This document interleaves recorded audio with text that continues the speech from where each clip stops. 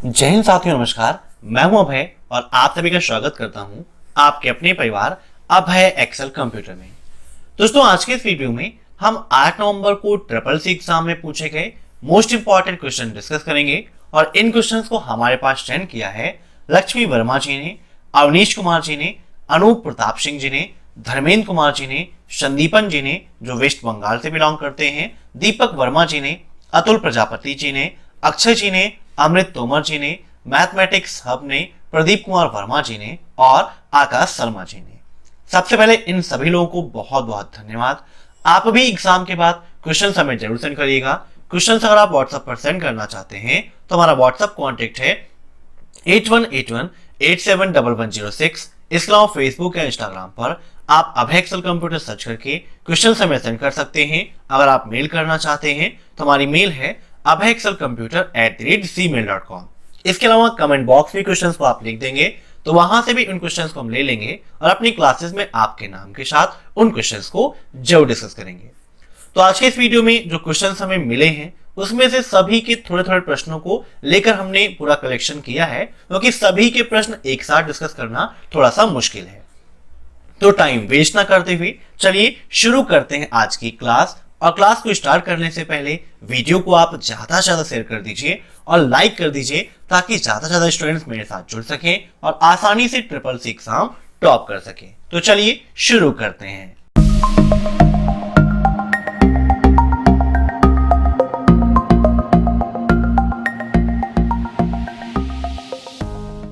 पहला क्वेश्चन है, Linux operating system कब लॉन्च किया गया, बताइए। इन सभी क्वेश्चंस को आप मॉक टेस्ट के रूप में लेते रहिए और कमेंट बॉक्स में आंसर्स देते रहिए। वीडियो के लास्ट में आप जरूर बताइएगा कि आपके कितने क्वेश्चन सही हुए हैं। अब यहां पर बात हो रही है लाइनेक्स ऑपरेटिंग सिस्टम की। तो लाइनेक्स ऑपरेटिंग सिस्टम क्या है? आपका एक ओपन सोर्स ऑपरेटिंग सिस्टम है। कैसा है? ओपन सोर्स है। ठीक है, मींस इसका उपयोग करने के लिए हमें लाइसेंस लेने की आवश्यकता नहीं पड़ती है। और इसको लॉन्च किया गया था 17 सितंबर 1991 को। कब? 17 सितंबर 1991 को लाइनेक्स ऑपरेटिंग सिस्टम को लॉन्च किया गया था। ठीक है, याद रखिएगा। अब next, which is not completely output device. निम्न में से ऐसा कौन सा है जो पूरी तरह से आउटपुट डिवाइस नहीं है, बताइए। प्रिंटर, स्क्रीन, प्लॉटर या स्पीकर। देखिए, प्रिंटर से आपको प्रिंट आउट मिलता है, यह पूरी तरह से आपका आउटपुट है। प्लॉटर्स भी पूरी तरह से आपका आउटपुट है और स्पीकर से सिर्फ हम सुन सकते हैं तो यह भी पूरी तरह से आपका आउटपुट है। लेकिन जो स्क्रीन है, जैसे कि आप मोबाइल स्क्रीन को देख लें, यहां से आपको परिणाम भी मिलता है और यहीं से आप क्लिक करते हैं तो आगे वर्क भी होता है। मेन इनपुट देने का काम भी आप इसी स्क्रीन से कर लेते हैं और आउटपुट भी आपको मिलता है। तो ना यह पूरी तरह से इनपुट है और ना ही पूरी तरह से आउटपुट है। जैसे आप एटीएम की स्क्रीन देखते हैं, है ना, तो वो भी आपका आउटपुट और इनपुट दोनों के अंतर्गत आता है। ना ही पूरी तरह से वो आउटपुट है ना इनपुट है। तो इसका राइट आंसर क्या हो जाएगा? स्क्रीन। ठीक है। अब नेक्स्ट, L1 रिलेटेड टू या L1 का फुल फॉर्म क्या है, यह भी आपके लिए इंपॉर्टेंट है। तो L1 किससे संबंधित है, बताइए। तो L1 यहां पर रिप्रेजेंट करता है लेवल 1 को। किसको? लेवल 1 को रिप्रेजेंट करता है। और लेवल 1 जो है आपका, ये कैश मेमोरी से संबंधित है। दो लेवल हैं आपके, लेवल 1 कैश और लेवल 2 कैश। ठीक है। सबसे तेज मेमोरी कौन सी है, यह क्वेश्चन भी आपके एग्जाम में पूछा जाता है। तो रजिस्टर आपकी सबसे तेज मेमोरी होती है। ठीक है। रैम का फुल फॉर्म क्या है, यह भी आपके लिए इंपॉर्टेंट है। तो रैम का फुल फॉर्म होता है रैंडम एक्सेस मेमोरी। क्या होता है? Random access memory. और रोम का फुल फॉर्म है रीड ओनली मेमोरी। याद रखिएगा, दोनों आपके लिए इंपॉर्टेंट है, रैंडम एक्सेस मेमोरी और रीड ओनली मेमोरी। अब next, if we transpose A1, A2, A3, A4 and paste on B1, then A3 represent on D1। Question यहां पर कह रहा है कि अगर हम A1, A2, A3 और A4 को ट्रांसपोज करेंगे। ठीक है, ट्रांसपोज का मतलब उसे कन्वर्ट करना होता है। जैसे कि वो रो है तो रो को कॉलम में या कॉलम को रो में। तो अगर हम A1, A2, A3 और A4 सेल को ट्रांसपोज करेंगे और उसे हम B1 पर पेस्ट कर देंगे। ठीक है, मीन्स वो हम ट्रांसपोज करके B1 पर रख रहे हैं, तो क्या हमारा जो A3 है वो D1 पर आएगा, ट्रू या फॉल्स? तो आइए चलते हैं विद प्रैक्टिकल आपको समझाते हैं। देखिए यहां पर आपका ओपन है लिब्रे ऑफिस कैल्क। अब जो हमारा बताया गया है कि A1, A2, A3 और A4 को हम कन्वर्ट कर रहे हैं, ट्रांसपोज कर रहे हैं, तो यहां पर कुछ वैल्यू हम लिख लेते हैं A1, A2, A3 में, A4 में, ठीक है। अब ट्रांसपोज करने के लिए इसको सेलेक्ट करना है और सिंपल सा है कि आप राइट क्लिक करिए, कॉपी कर लीजिए। कॉपी करने के बाद आपको जाना है पेस्ट स्पेशल पे, यहां पर लास्ट में पेस्ट स्पेशल दिया गया है और यहां पर ट्रांसपोज आप देख रहे हैं ना, ट्रांसपोज पे आपको क्लिक करना है, ठीक है। और क्लिक तब करना है दोस्तों, उसके लिए आपको पहले एरिया देना पड़ेगा, कॉपी देने के बाद एरिया। और क्या बोल रहा था वहां पर, B1 पर पेस्ट करना है, ये बोला गया ना वहां पर कि B1 पर पोस्ट करना है, तो B1 कहां है हमारा, ये है ना। तो यहां पर कितने हमारे कॉलम है, अगर आप देखें 1 2 3 4 है, तो इधर हमको 4 सेलेक्ट करना पड़ेगा, 1 2 3 4। और करने के बाद यहां पर हम जाएंगे पेस्ट स्पेशल पर और यहां पर हम ट्रांसपोज पर क्लिक करके ओके कर देंगे, तो आप देख सकते हैं यह कन्वर्ट हो गया है। अब वहां पर पूछा गया था क्या A3 जो है वो D1 पर आएगा, तो A3 की वैल्यू कितनी है, 25 है, तो यहां पर आप देख सकते हैं कि यह A3 वाली जो वैल्यू वो D1 पर ही है, इसका सेल एड्रेस क्या है, D1 ही है, ठीक है। तो मतलब उसका राइट आंसर क्या हो जाएगा, ऑप्शन फर्स्ट ट्रू, ठीक है, समझ गए। अब नेक्स्ट, ईमेल में सिग्नेचर अनिवार्य है। ईमेल में एक ऑप्शन मिलता है आपको सिग्नेचर का, तो क्या ईमेल में सिग्नेचर करना अनिवार्य है, क्या बिना सिग्नेचर के आप ईमेल नहीं भेज सकते हैं, बताइए ट्रू या फॉल्स? तो इसका राइट आंसर है ऑप्शन बी फॉल्स, क्योंकि ईमेल में सिग्नेचर अनिवार्य नहीं है। सिग्नेचर का ऑप्शन दिया गया होता है जो ईमेल में सबसे नीचे आ जाता है, ठीक है, तो कंपलसरी नहीं है, आप चाहें तो यूज करें और चाहें तो ना यूज करें। अब नेक्स्ट, भुगतान ऐप पेटीएम ने इलेक्ट्रॉनिक प्लेटफॉर्म के माध्यम से किस उत्पाद को लॉन्च किया है? Paytm payment app Paytm has launch which product through an electronic platform? और आपके ऑप्शंस हैं प्लेटिनम, गोल्ड, ब्राउज और सिल्वर। तो इसका राइट आंसर हो जाएगा ऑप्शन बी गोल्ड, ठीक है, उसने डिजिटल गोल्ड को लॉन्च किया है। अब next, the symbol @ is known as, ये सिंबल है इसको हम अन्य किस नाम से जानते हैं, एंड, ए, एस्पेक्ट या फिर एट? तो इस प्रतीक को हम एट के नाम से जानते हैं, किस नाम से, इसको हम एट भी कहते हैं, ठीक है। अब नेक्स्ट, सीविजिल ऐप किसके द्वारा लॉन्च किया गया, बताइए, काफी इंपॉर्टेंट क्वेश्चन है ये भी आपका, सीविजिल ऐप। तो सीविजिल ऐप आपका भारत निर्वाचन आयोग अर्थात इलेक्शन कमीशन के द्वारा लॉन्च किया गया था। इसका काम क्या है, चुनाव की देखरेख करना, जो भी पारदर्शिता है उन सभी का पूरा ब्यौरा रखना सीविजिल ऐप का ही काम है। एनपीसीआई का फुल फॉर्म क्या है, national payment corporation of India. Pan card किसके द्वारा जारी होता है, तो पैन कार्ड आपका आयकर विभाग अर्थात इनकम टैक्स डिपार्टमेंट के द्वारा लॉन्च होता है, ठीक है, याद रखिएगा।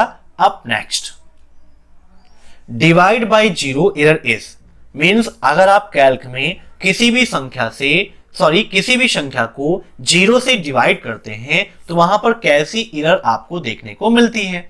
तो आइए यहां पर विद प्रैक्टिकल समझाते हैं, जूम कर लेते हैं। जैसे हमने लगाया यहां पर इक्वल, क्योंकि बिना इक्वल के कोई भी फार्मूला वर्क नहीं करेगा। 666 एग्जाम में क्वेश्चन में पूछा आता है कि किसी फार्मूले की स्टार्टिंग किस सिंबल से होती है, तो इक्वल के साइन से होती है। तो इक्वल, मान लिया हमने एक संख्या ले लिया 50, डिवाइड का सिंबल और जीरो यहां पर लिखकर जैसे ही आप एंटर प्रेस करेंगे तो यहां पर देखिए आपको जो एरर आ रही है हैज div/0 एक्सक्लेमेटरी का सिंबल, ठीक है, तो ये आपकी एरर वहां पर प्रदर्शित होती है। तो इसका राइट आंसर क्या हो जाएगा, ऑप्शन डी, ठीक है। अब नेक्स्ट, पहले इनपुट देने के लिए पंच कार्ड का प्रयोग करते थे। पंच कार्ड क्या है, पंच कार्ड एक ऐसा कार्ड है जिसमें पंच द्वारा छेद कर ठीक है, छिद्र बनाकर उसमें डाटा को स्टोर करते थे। तो पंच कार्ड आपका मेमोरी के रूप में प्रयोग होता था, ना कि इनपुट या आउटपुट डिवाइस के रूप में। तो इसका राइट आंसर क्या हो जाएगा, ऑप्शन सेकेंड फॉल्स, ठीक है।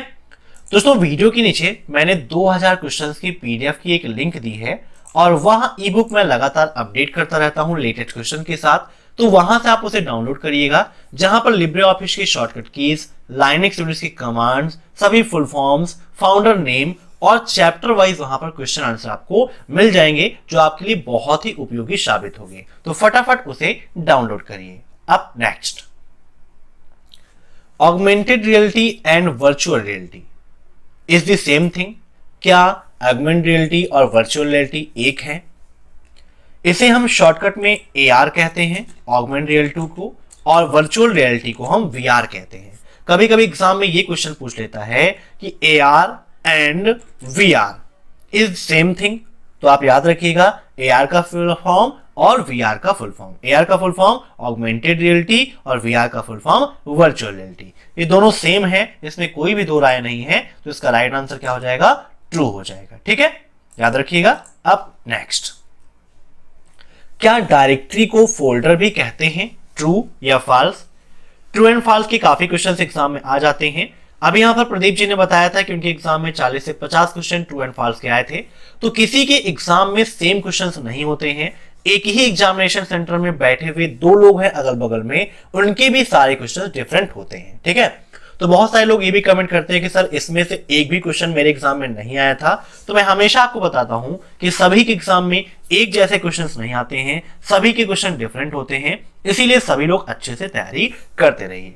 तो इसका राइट आंसर हो जाएगा ट्रू। ठीक है, डायरेक्टरी को हम फोल्डर के नाम से भी जानते हैं। अब नेक्स्ट, इक्वल राउंड 1762.667 -2 का मान क्या होगा?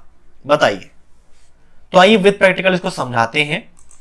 इक्वल, जूम कर लेते हैं थोड़ा सा, इक्वल राउंड 0.667 -2 ब्रैकेट क्लोज और इंटर।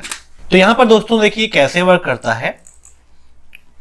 अब इक्वल राउंड 1776,667 है, -2 है, तो अभी दशमलव कहां लगा है? ये लगा है, तो -2 का मतलब 2 अंक पहले और दशमलव, मतलब ये क्या बन जाएगा? 17.76667। ठीक है, ये आपका यही फॉर्मेट हो जाएगा, इक्वल राउंड 17.76667 0 ब्रैकेट क्लोज। जब कॉमा के बाद में 0 हो तो हमें किसको देखना है?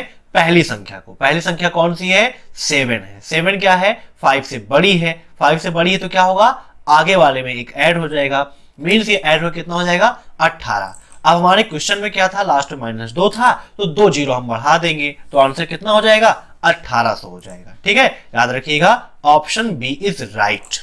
अब नेक्स्ट, भारत में कितने पासपोर्ट ऑफिस हैं? बताइए। पासपोर्ट ऑफिस की संख्या क्या है भारत में? तो इसका राइट आंसर होगा ऑप्शन फर्स्ट 37। भारत में पासपोर्ट ऑफिस की संख्या 37 है। अब नेक्स्ट, EDI स्टैंड फॉर, बताइए EDI का फुल फॉर्म क्या है? तो EDI का फुल फॉर्म है इलेक्ट्रॉनिक डाटा इंटरचेंज। क्या है? Electronic data interchange. अब next, what are the symbol used to identity item in a list? Means किसी भी लिस्ट में आइटम्स को आइडेंटिफाई करने के लिए किस सिंबल का उपयोग करते हैं? ग्राफिक्स, बुलेट्स, आइकन या मार्कर्स? बताइए। तो देखिए इसके लिए हम उपयोग करते हैं बुलेट्स का, है ना। जैसे कि यहां पर अभी आप देख सकते हैं ABCD लिखा गया है, तो ये भी क्या है? बुलेट्स का ही उपयोग किया गया है। ठीक है, तो इसको क्या बोलते हैं? हम बुलेट्स बोलते हैं। अब नेक्स्ट, क्या कुत्ते बिल्ली के नाम पर पासवर्ड रखना चाहिए? कुत्ते बिल्ली का मतलब है कि जो पेट एनिमल है, आपके पालतू एनिमल है, ठीक है, उनके नाम पर पासवर्ड रखना चाहिए। ट्रू या फॉल्स? तो इसका राइट आंसर हो जाएगा ऑप्शन बी फॉल्स। हमें अपने पालतू जानवरों के नाम पर पासवर्ड नहीं रखना चाहिए, क्योंकि उनके नाम क्या है अदर लोग भी जानते रहते हैं, तो वह उसको ट्राई कर सकते हैं। ठीक है, पासवर्ड एक ऐसा होना चाहिए जो किसी को भी ना पता हो। इससे संबंधित एक क्वेश्चन SSC एग्जाम में यह भी पूछा जाता है कि क्या अपना पासवर्ड अपनी पत्नी के साथ शेयर करना चाहिए? तो वो भी फॉल्स होगा, नहीं करना चाहिए।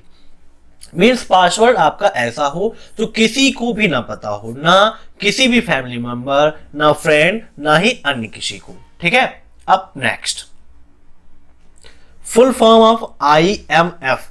IMF का पूर्ण रूप क्या है, फुल फॉर्म क्या है बताइए। तो IMF का फुल फॉर्म है इंटरनेशनल मॉनेटरी फंड। ठीक है, याद रखिएगा, काफी इंपॉर्टेंट है। अब नेक्स्ट, स्प्रेडशीट में दो वर्कबुक का एक ही नाम हो सकता है, ट्रू या फॉल्स। अब देखिए यहां पर जैसे ये हमारी एक वर्कबुक ओपन है, अभी इसे सेव करने के लिए हम Ctrl+S प्रेस करते हैं और यहां पर इसको हम नाम दे देते हैं अभय एक्सेल। ठीक है, हमने सेव कर दिया। हम Ctrl+N प्रेस कर देते हैं, एक नई वर्कबुक हमारे सामने आ गई है। यहां पर भी हम कुछ लिख लेते हैं और Ctrl+S प्रेस कर देते हैं। अब फिर से हमारे सामने ये ऑप्शन आ गया।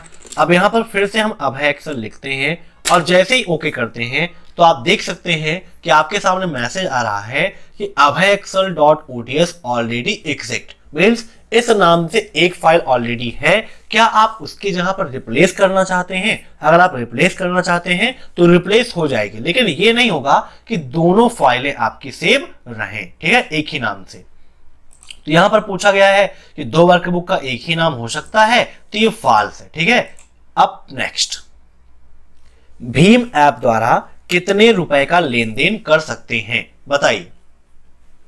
भीम ऐप आपके लिए काफी इंपॉर्टेंट है।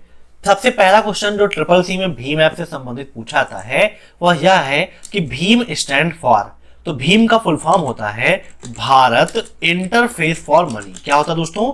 Bharat interface for money. जब भी आप वीडियोस को देखिए साथ में एक नोटबुक और पेन जरूर रखिए, ताकि जो भी पॉइंट्स मैं आपको अलग से बताता हूं उनको आप नोट करते रहिए ताकि आप अच्छे से रिवाइज कर पाए। तो भीम का फुल फॉर्म क्या है? Bharat interface for money. Bhim app कब लॉन्च किया गया? तो 30 दिसंबर 2016 को भीम ऐप लॉन्च किया गया था। नोटबंदी के पश्चात इसको लॉन्च किया गया। उस समय RBI के गवर्नर कौन थे?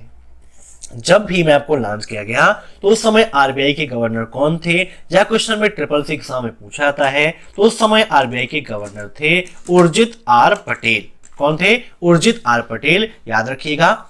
अब यहां पर पूछा गया है कि भीम ऐप द्वारा कितने रुपए का लेन देन हम कर सकते हैं। ठीक है, यहां पर दिया नहीं गया टाइम, यहां पर क्वेश्चन था कि एक दिन में, ठीक है, इन अ वन डे। तो एक दिन में भीम ऐप द्वारा हम मैक्सिमम 40,000 रुपए का ट्रांजेक्शन कर सकते हैं। एक बार में 20,000 और पूरे दिन में 40,000 रुपए का ट्रांजेक्शन हम कर सकते हैं, याद रखिएगा। अब नेक्स्ट, USSD कितनी भाषाओं में उपलब्ध है बताइए।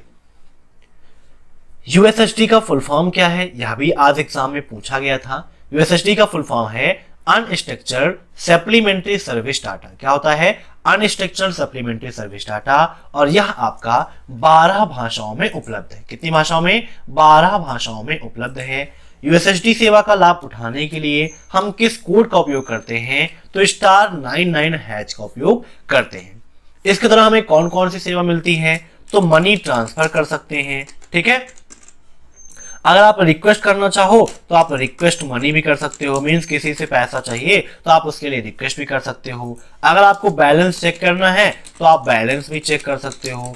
आपको मिनी स्टेटमेंट निकालना है तो मिनी स्टेटमेंट भी निकाल सकते हो। तो ये सारे काम आप USSD सेवा के द्वारा कर सकते हैं, लेकिन इसके लिए आपका मोबाइल नंबर रजिस्टर्ड होना चाहिए, मोबाइल बैंकिंग आपकी एक्टिवेट होना चाहिए और यह आपका ऑफलाइन वर्क करता है। एक क्वेश्चन ये भी पूछा था एग्जाम में कि क्या USSD सेवा ऑफलाइन है? तो जी हाँ, बिल्कुल ऑफलाइन है। इसके लिए इंटरनेट का कोई भी उपयोग नहीं करना पड़ता है। अब नेक्स्ट, ORS स्टैंड फॉर बताइए। ORS का फुल फॉर्म क्या है?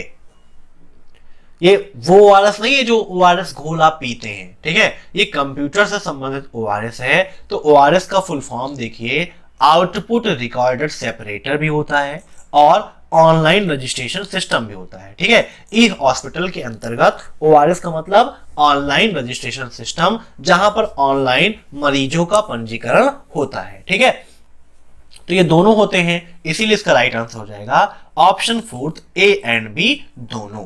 अब नेक्स्ट, लिब्रे ऑफिस कैल्क का पेज ओरिएंटेशन क्या है बताइए। तो देखिए ये है आपका लिब्रे ऑफिस कैल्क। यहां पर आपका पेज ओरिएंटेशन क्या होता है बताइए, फटाफट कमेंट करिए। लिब्रे ऑफिस कैल्क आपके लिए काफी इंपॉर्टेंट है और ये आपका क्या होता है, पोर्ट्रेट होता है। ठीक है, याद रखिएगा बाय डिफॉल्ट आपका ये पोर्ट्रेट होता है, आप चाहें तो लैंडस्केप भी इसको कर सकते हो। अब नेक्स्ट, कंप्यूटर ऑफ होने पर प्राइमरी मेमोरी से डाटा रिमूव हो जाता है, बताइए ट्रू या फॉल्स। प्राइमरी मेमोरी को हम अस्थायी मेमोरी कहते हैं। अस्थायी मेमोरी इसीलिए कहते हैं क्योंकि जब तक इसका विद्युत मिलता रहता है, मीन्स या इलेक्ट्रॉनिक से जुड़ा हुआ है, तब तक वहां पर डाटा आपका रहता है। जैसे ही कंप्यूटर बंद होता है वैसे ही डाटा आपका डिलीट हो जाता है, हट जाता है। तो इसका राइट आंसर हो जाएगा ऑप्शन फर्स्ट, ट्रू। अब नेक्स्ट, क्या ब्लॉगिंग से कमाई हो सकती है, ट्रू या फॉल्स। तो बिल्कुल सही बात है, ब्लॉगिंग से आप कमाई कर सकते हो, कोई भी दिक्कत नहीं है। ठीक है, ब्लॉग आप बनाना चाहें तो बना सकते हैं। जैसे आप ब्लॉग से पढ़ना चाहें तो हमारा ब्लॉग है www.abhayexcelcomputer.blogspot.com। यहां से आप फ्री स्टडी मटेरियल प्राप्त कर सकते हैं या जो भी है वो आप यहां से पढ़ सकते हो। अब नेक्स्ट, उमंग ऐप कब लॉन्च किया गया, बताइए।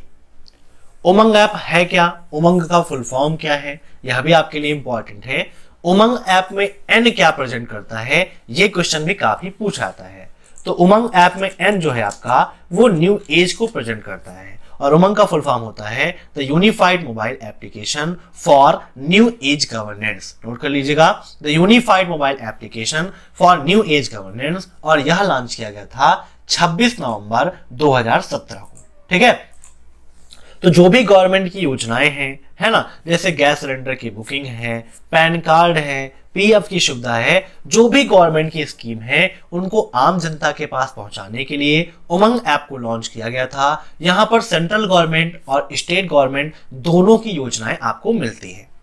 एक क्वेश्चन एग्जाम में यह पूछाता है कि क्या उमंग ऐप में राज्यवार अलग अलग सेवाएं मिलती हैं, तो बिल्कुल सही है, हर स्टेट की अपनी अपनी सेवा आपको यहां पर मिल जाती है। ठीक है, अब नेक्स्ट, ट्विटर में हैज प्रतीक का क्या मतलब है।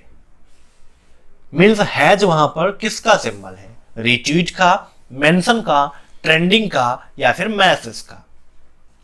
तो ट्विटर में जो हैज का सिंबल है यह ट्रेंडिंग सिंबल है। कैसा सिंबल है, ट्रेंडिंग सिंबल है। ठीक है, जैसे कि आप हैशटैग का उपयोग कर रहे हैं तो वो आपका ट्रेंडिंग सिंबल के अंतर्गत आएगा। अब हैशटैग से संबंधित एक क्वेश्चन ट्रिपल सी में यह पूछा जाता है कि क्या ट्विटर के एक ट्वीट में एक से अधिक हैशटैग का उपयोग कर सकते हैं, बताइए। क्या ट्विटर के एक ट्वीट में एक से अधिक हैशटैग का उपयोग कर सकते हैं, तो बिल्कुल सही है, आप एक से अधिक हैशटैग का उपयोग कर सकते हैं, कोई भी दिक्कत नहीं है। ट्विटर किसका उदाहरण है, या क्वेश्चन भी आपके एग्जाम में पूछा जाता है, तो ट्विटर आपका माइक्रो ब्लॉगिंग का उदाहरण है। किसका उदाहरण दोस्तों, माइक्रो ब्लॉगिंग का उदाहरण है। ट्विटर कब लॉन्च किया गया, तो ट्विटर आपका 2006 में लॉन्च किया गया था। नोट कर लीजिएगा, ठीक है, 2006 में। ट्विटर का उपयोग क्या है, तो ट्विटर का उपयोग हम अपने ओपिनियन को पोस्ट करने के लिए करते हैं। ठीक है, एक क्वेश्चन ये भी पूछा जाता है कि अपने ओपिनियन को पोस्ट करने के लिए हम किस सोशल नेटवर्क का उपयोग करते हैं या किस सोशल नेटवर्क की साइट का उपयोग करते हैं, तो राइट आंसर क्या हो जाएगा, ट्विटर। अब नेक्स्ट, टीसीपी आईपी में कितनी लेयर होती हैं, बताइए। ये क्वेश्चन भी काफी इंपॉर्टेंट है, काफी रिपीट हो रहा है इस बार भी एग्जाम में। टीसीपी का फुल फॉर्म क्या है, ट्रांसमिशन कंट्रोल प्रोटोकॉल, और आईपी का फुल फॉर्म क्या है, इंटरनेट प्रोटोकॉल। ठीक है, तो इंटरनेट का मूलभूत प्रोटोकॉल कौन सा है, यह क्वेश्चन में ट्रिपल सी में पूछा जाता है। तो इंटरनेट का मूलभूत प्रोटोकॉल अर्थात स्टैंडर्ड प्रोटोकॉल आपका होता है टीसीपी आईपी। और कितनी लेयर होती है, तो यहां पर 5 लेयर होती है। ठीक है, याद रखिएगा कितनी लेयर होती है, 5 लेयर। अगर ये पूछता है कि ओएसआई मॉडल में कितनी लेयर होती है, किसमें, ओएसआई मॉडल में कितनी लेयर होती हैं, तो टोटल 7 लेयर होती है। कितनी, 7 लेयर होती हैं। ठीक है, जिसके लिए मैंने आपको एक ट्रिक बताई है याद करने की, प्यारे दोस्त नीलेश तुम्हारी शादी पर आऊंगा। इस ट्रिक के द्वारा आप आसानी से याद रख सकते हो, क्योंकि एग्जाम में क्वेश्चन पूछा जाता है कि ओएसआई मॉडल की चौथी लेयर कौन सी है, या फिर 2 लेयर का नाम आपको दे देगा, इसमें से पूछ लेगा इन दोनों के बीच की लेयर कौन सी है, या इन दोनों के बीच में कौन सी लेयर होगी। तो यहाँ पर देखिए, आप प्यारे दोस्त नीलेश तुम्हारी शादी पर आऊंगा means P for physical, D for data link, N से नेटवर्क, T से ट्रांसपोर्ट, S से सेशन, P से प्रेजेंटेशन और A से एप्लीकेशन लेयर। तो इस प्रकार से आप एक सीक्वेंस में इसको याद कर सकते हो। अब नेक्स्ट, गूगल मैप से किसी लोकेशन को सर्च करने के लिए लोकेशन ऑन रखना अनिवार्य है, ट्रू या फॉल्स? बताइए। तो गूगल मैप से किसी भी लोकेशन को सर्च करने के लिए लोकेशन को ऑन रखना अनिवार्य नहीं है, ठीक है। राइट आंसर क्या हो जाएगा इसका? फॉल्स। आप ऐसे भी सर्च कर सकते हो, मान लीजिए आपको सर्च करना है प्रयागराज टू लखनऊ, तो वहां पर आप डाल के सर्च कर सकते हो। अगर आप जिस लोकेशन पे हैं उस लोकेशन से आपको गंतव्य स्थान को सर्च करना है, मीन्स जहां पर आपको जाना है उस लोकेशन को सर्च करना है, तो उसके लिए आपको लोकेशन ऑन करना पड़ेगा। लेकिन अन्य किसी लोकेशन को सर्च करने के लिए कोई कंपलसरी नहीं है कि आप अपना लोकेशन ऑन रखें। अब नेक्स्ट, क्या एक सिस्टम से बहुत सारे माउस कनेक्ट कर सकते हैं, ट्रू या फॉल्स? तो बिल्कुल सही है, आप एक सिस्टम से एक से अधिक माउस या कई सारे माउस कनेक्ट कर सकते हैं, कोई भी दिक्कत नहीं है। जब सेकेंड चैप्टर मैंने आपको पढ़ाया था तो वहां पर ऑपरेटिंग सिस्टम वाले चैप्टर में मैंने माउस के बारे में आपको बताया है, माउस की हर एक सेटिंग के बारे में आपको समझाया है। तो उसकी लिंक वीडियो के नीचे है, वहां से आप देख सकते हैं। इसके चैनल को विजिट कीजिए, वहां पर CCC new syllabus complete course in Hindi की प्लेलिस्ट मिल जाएगी, वहां पर वो सारे वीडियोस आपको चैप्टर वाइज मिल जाएंगे। माउस से संबंधित एक क्वेश्चन आपके एग्जाम में यह पूछाता है कि माउस की प्राइमरी बटन कौन सी है या फिर माउस की सेकेंडरी बटन कौन सी है। तो माउस की जो लेफ्ट बटन होती है उसको हम बोलते हैं प्राइमरी बटन, और माउस की जो राइट बटन होती है उसको हम बोलते हैं सेकेंडरी बटन। याद रखिएगा। एक क्वेश्चन ये पूछता है कि क्या माउस की राइट बटन को हम लेफ्ट बटन बना सकते हैं या माउस की प्राइमरी बटन को हम सेकेंडरी बटन बना सकते हैं? तो जी हाँ, बिल्कुल सही है। अब बनाने का मतलब ये नहीं कि लेफ्ट को उठा के हम राइट में रख देंगे और राइट को उठा के लेफ्ट में रख देंगे।